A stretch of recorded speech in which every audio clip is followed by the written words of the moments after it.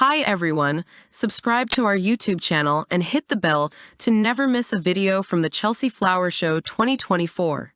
The best information and stunning visuals will be available on our channel. Follow and support us. RHS Chelsea Flower Show is garden theater. One small trees. Trees are always a key feature at the RHS Chelsea Flower Show, but this year pint-sized woodlands were out in force. Petite trees were dotted throughout the whole show, even in the small container and balcony garden category. If you're not convinced a tree is going to work on your tiny concrete patch of outdoor space, think again. The RHS-GARDEN garden, a balcony garden, based on the designer Mike McMahon's own 2 balconies in King's Cross, included 2 potted fern trees to create the framework of a striking canopy. If you have a bit more space to play with, consider following the lead of the show gardens by planting birch or pine trees to create shaded groves. While investing in the best small trees for a small garden can have a higher upfront cost than bedding plants, it is one of the best investments you can make for a garden. Miria Harris, the garden designer behind the Stroke Association's Garden for Recovery, calls them the bones of a garden, and if you get them right, the rest of the garden will follow. If you've got good, strong bones when everything else has gone to sleep, you still have the shape of a garden, she explains, pointing to the pine trees used in her garden as an example of the architectural element they can add to an outdoor space. To enchanted forest gardens. Lush forest gardens could be seen in every garden category at RHS Chelsea. The rich green and purple planting surrounding wildlife ponds and shaded by trees had a magical enchanted quality.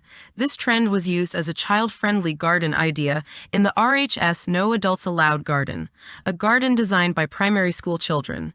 Instead of a lawn to kick a football, it showed how you can create a magical space filled with dens and spaces to explore with plants.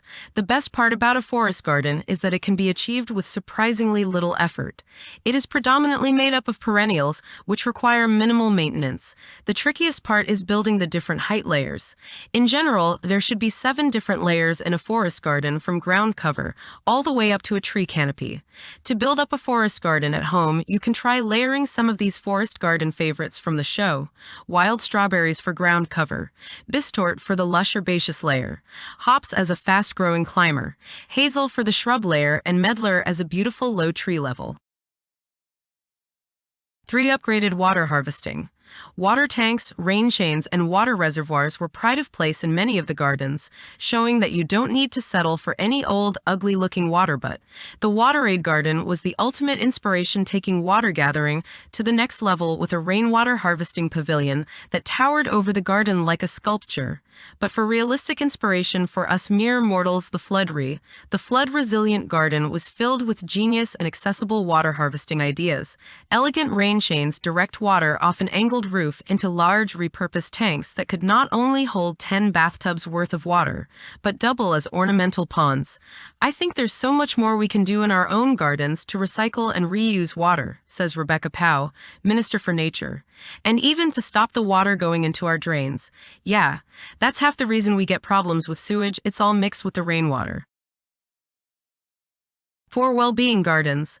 Well-being garden ideas is something we're already passionate about at Ideal Home, and it was a clear trend at this year's RHS Chelsea Flower Show. The best part about this trend is it can take many forms in a garden. In the Muscular Dystrophy UK Forest Bathing Garden, this trend manifested in a beautiful birch tree grove, while in the Stroke Association's Garden for Recovery, it was felt through an immersive sensory garden filled with colorful planting. What these 2 gardens did have in common, however, was creating private nooks to sit and reflect, whether this be in the shade of trees or nestled into sculpted walls. When we plan garden seating ideas, we nearly always think about bringing people together, but there is a beauty in carving out a small space for yourself to enjoy a garden in peace. 5. Low-maintenance native plants. One phrase was echoed by nearly every garden designer I spoke to: low-maintenance plants. This year it was all about those low-maintenance native plants that are already adapted to the UK weather and environment. This was demonstrated beautifully in the National Autistic Society Garden, which used often overlooked native plants such as hard fern and bog myrtle to create a stunningly verdant garden.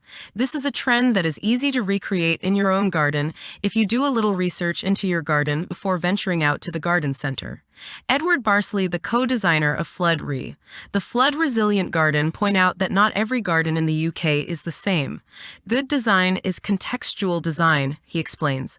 So we need the right plants in the right place. Our gardens are different in parts of the country, and in parts of the world, we should be thinking ahead as to what we can do.